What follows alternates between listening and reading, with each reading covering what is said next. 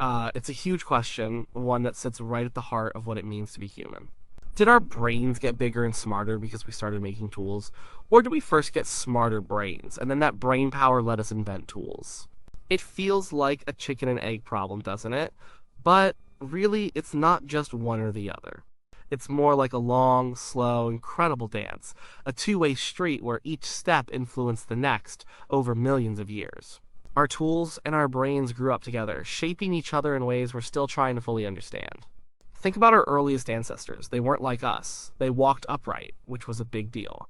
But their brains were much smaller, closer in size to an ape's. Their hands were different too, capable of grasping, but maybe not with the same precision we have now. So what changed? When did this dance start? It likely began with something very simple. It's a rock. Not a tool yet, just a rock. Imagine one of these early hominins maybe 2 or 3 million years ago. They might have picked up a stone.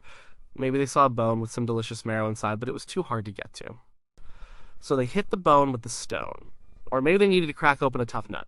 The stone was just an extension of their hand, a crude hammer. This wasn't tool making yet, just tool use. But it was a start.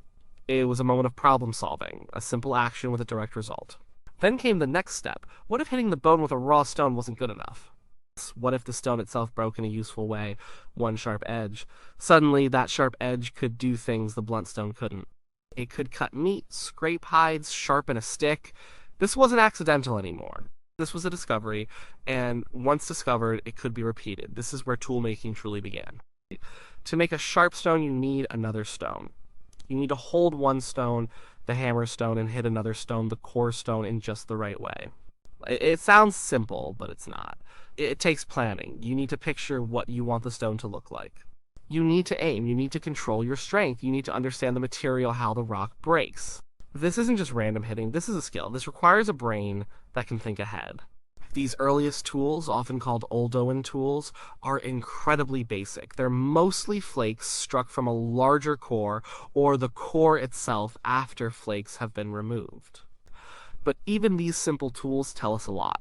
They show us that our ancestors were doing more than just reacting to their environment. They were actively changing it. They were imposing their will on raw materials. And that act of creation, however crude, started to change their brains. When you use your hands to do something complex, specific parts of your brain light up.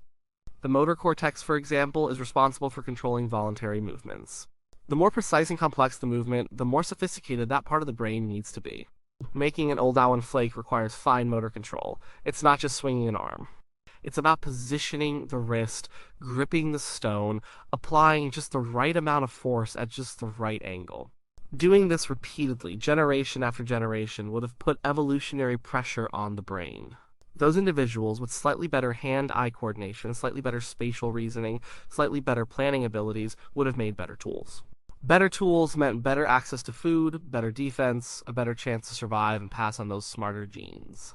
So, the hands themselves became more specialized. Our hands are amazing. They can grasp a whole tree trunk or pick up a tiny bead. This precision grip, the ability to bring the thumb and forefinger together with strength and accuracy, is critical for tool making.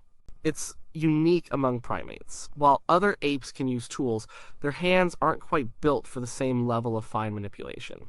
Our unique hand anatomy likely evolved alongside our tool-making abilities. It's another feedback loop. Better hands allowed for better tools. Better tools demanded even more dexterous hands, further refining the hand's structure over time. Think about the cognitive load involved. It's not just motor skills. Imagine you're making a tool. First, you need to find the right kind of stone. Not just any rock will do.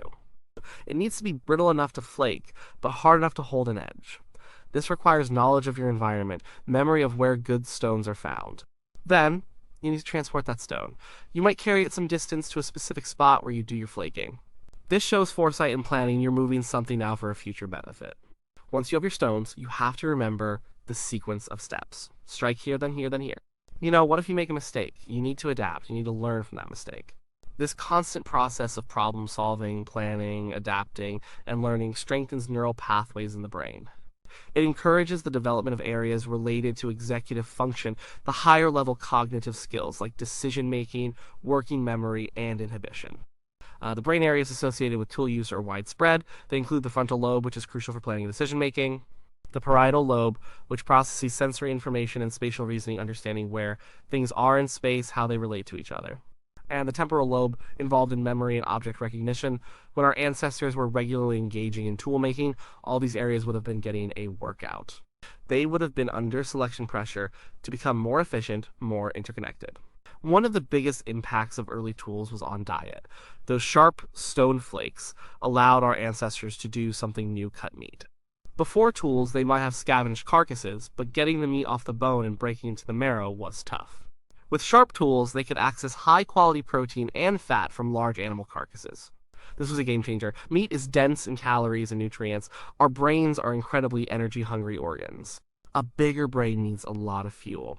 Getting more calories from meat more efficiently likely provided the energy surplus needed to power a larger, more complex brain. So, tools led to a better diet, which in turn fueled brain growth. This period of early tool making also coincides with a significant increase in brain size in our lineage. Hominins like Homo habilis, often called handyman, appeared around the same time as these Oldowan tools. Their brains were larger than our Australopithecine ancestors, though still smaller than ours. It's a powerful correlation. It suggests a direct link to cognitive demands of toolmaking favored bigger brains, and bigger brains allowed for more sophisticated toolmaking. Then came another leap, about 1.7 million years ago, with the Acheulean tools. These were much more advanced. The iconic handaxe is the most famous example. Unlike the simple Oldowan flakes, handaxes are symmetrical, shaped on both sides, with a sharp edge all around. They required even greater skill and planning. To make a handaxe, you need to envision the final product. You need to remove flakes systematically, often rotating the stone, using different hammer stones for different stages of the flaking process. This is a much longer, more complex sequence of actions. Making a handaxe isn't just about strength, it's about precision and foresight. You have to understand balance and symmetry. You're creating an object with a predefined form, not just an accidental sharp edge. This implies a higher level of abstract thought. It suggests an ability to hold a mental template of the tool in your mind before it exists physically. This is a very human trait. The ability to create such a sophisticated tool also implies social learning. It's hard to imagine someone just inventing a handaxe entirely on their own. More likely, these skills were taught. Children watched adults, copied them, learned from their mistakes. This transmission of knowledge from one generation to the next is a cornerstone of culture. It requires communication. Maybe not complex language as we know it, but certainly gestures, vocalizations, and shared understanding. When you're teaching someone how to make a handaxe, you're not just showing them hand movements. You're conveying concepts. Hit here, not there. This stone is better. Aim for this shape. This puts pressure on the social brain. Our brains are wired for social interaction. Learning complex skills from others strengthens these social pathways. It fosters cooperation and shared goals. The act of sharing knowledge about toolmaking could have been a powerful driver for the evolution of more complex communication, eventually leading to language itself. Some theories suggest that the neural circuits involved in planning and executing complex toolmaking sequences might actually overlap with the circuits used for language. Both require sequencing, putting elements in order to create a meaningful whole words into sentences, flakes into a tool. Both involve hierarchical organization, a main goal broken down into sub-goals. Both can involve symbolism. A tool represents a function. A word represents a concept. It's possible that the brain structures that evolved to support toolmaking provided a scaffolding upon which language could later develop. As tools became more sophisticated, so did the tasks they allowed our ancestors to perform. Handaxes weren't just for butchering meat. They could be used for digging, for woodworking, for defense. This broader range of applications meant a broader range of problems being solved, which again, continually challenged and shaped the brain. The brain that could adapt to more uses for tools and invent new tools for new uses was the brain that thrived. It wasn't just about making tools, it was also about using them effectively. Hunting big game, for example, required coordinated effort. Multiple individuals, each with their tools, perhaps spears or throwing sticks, working together. This requires even more complex social cognition, understanding others' intentions, communicating plans, coordinating actions. The social demands of cooperative hunting, facilitated by tools, would have further fueled the growth of the social brain, leading to bigger groups, more complex social structures, and greater cognitive capacity. The brain didn't just get bigger, It also reorganized. The frontal lobes, responsible for foresight, planning, and abstract thought, became more prominent.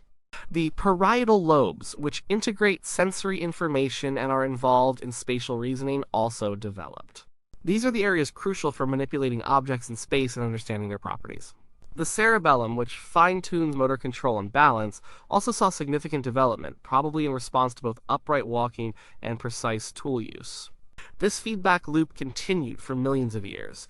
Each improvement in tool technology, however small, demanded a slightly more capable brain. And each advance in brain power opened the door for even more ingenious tool designs. We moved from simple Oldowan flakes to symmetrical Achulian handaxes. Then, much later, came more specialized tools like spear throwers, bows and arrows, needles for sewing clothes, fishing hooks. These required composite technologies combining different materials like wood, stone, bone, and sinew. This level of ingenuity requires not just manual dexterity, but deep understanding of materials, engineering principles, even if intuitive, and long-term planning. Think about making a bow and arrow.